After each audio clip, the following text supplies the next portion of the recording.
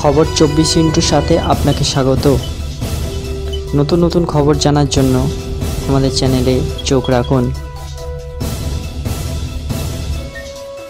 নমস্কার, খবর 24 সাথে আপনাদের স্বাগত।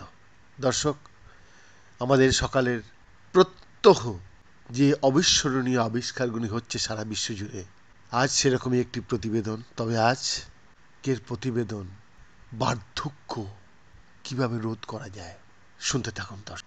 ইঁদুরের ওপর সাম্প্রতিক গবেষণায় দেখা গেছে যে মস্তিষ্কের আণবিক সার্কাডিয়ান ঘড়ি এবং পেশি টিস্যু একসাথে কাজ করে পেশির স্বাস্থ্য এবং দৈনন্দিন কার্যকারিতা বজায় রাখতে।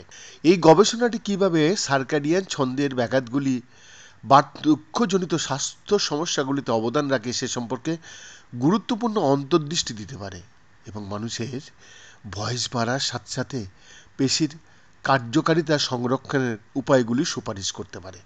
একটি সার্কাডিয়ান আণবিক ঘড়ি নেটওয়ার্ক প্রতিদিনের শরীরবিদ্যা এবং স্বাস্থ্য বজায় রাখার জন্য অত্যন্ত গুরুত্বপূর্ণ। এটা মনে করা হয় যে এই নেটওয়ার্ক, যা শরীরের সমস্ত কোষ জুড়ে বিস্তৃত, মস্তিষ্কের সুপ্রাকিয়াসোমেটিক নিউক্লিয়াস বা এসসিএন দ্বারা অনুক্রমিকভাবে সংগঠিত এবং সমন্বিত, যা প্রতিদিনের আলোর সংকেত গ্রহণ করে এবং সারা শরীর জুড়ে স্বাধীন সার্কাডিয়ান ঘড়িগুলিকে সিঙ্ক্রোনাইজ করতে পারে। যাই হোক, পেরিফেরাল টিস্যু ঘড়িগুলি স্থায়িত্বশাসিতভাবে নির্দিষ্ট বাহ্যিক সংকেতগুলি গ্রহণ করতে এবং প্রতিক্রিয়া জানাতে পারে।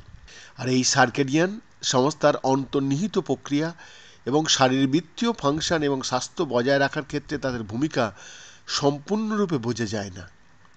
পূর্ববর্তী গবেষণায় দেখা গেছে যে সার্কেডিয়ান ক্লক জিন BMAL1 এর অভাব ইঁদুরের পেশি ঘড়ির ছন্দের পাশাপাশি অকাল বার্ধক্য এবং পেশি মাসেল নষ্ট হয়ে যাওয়া দেখায়। একটি অভিনব global BMAL1 knockout mouse model ব্যবহার করে, যা BMAL1 এক্সপ্রেশনকে বাধা দেয় কিন্তু BMAL1 ফাংশনকে পছন্দের যে কোনো টিস্যুতে পুনর্গঠন করার অনুমতি দেয়। অরুণ কুমার এবং তার সহকর্মীরা মস্তিষ্ক এবং পেশি ঘড়ির মধ্যে মিথস্ক্রিয়া এবং এই মিথস্ক্রিয়াগুলি বিঘ্ন ওভারশাফট প্রবাহগুলিতে অবদান রাখে কিনা তা তদন্ত করছেন। ইঁদুরের মধ্যে পেশি বার্ধক্য, মস্তিষ্ক বা কঙ্কালে পেশি টিস্যুর বা উভয়ের লক্ষ্যযুক্ত অভিব্যক্তির মাধ্যমে 3টি মাউস লাইনে ঘড়ির কার্যকারিতা পুনরুদ্ধার করা হয়েছে এবং দেখা গেছে যে অকাল বার্ধক্য এবং পেশির কর্মহীনতা প্রতিরোধ করার জন্য উভয় ঘড়ির পুনরুদ্ধার প্রয়োজন ছিল।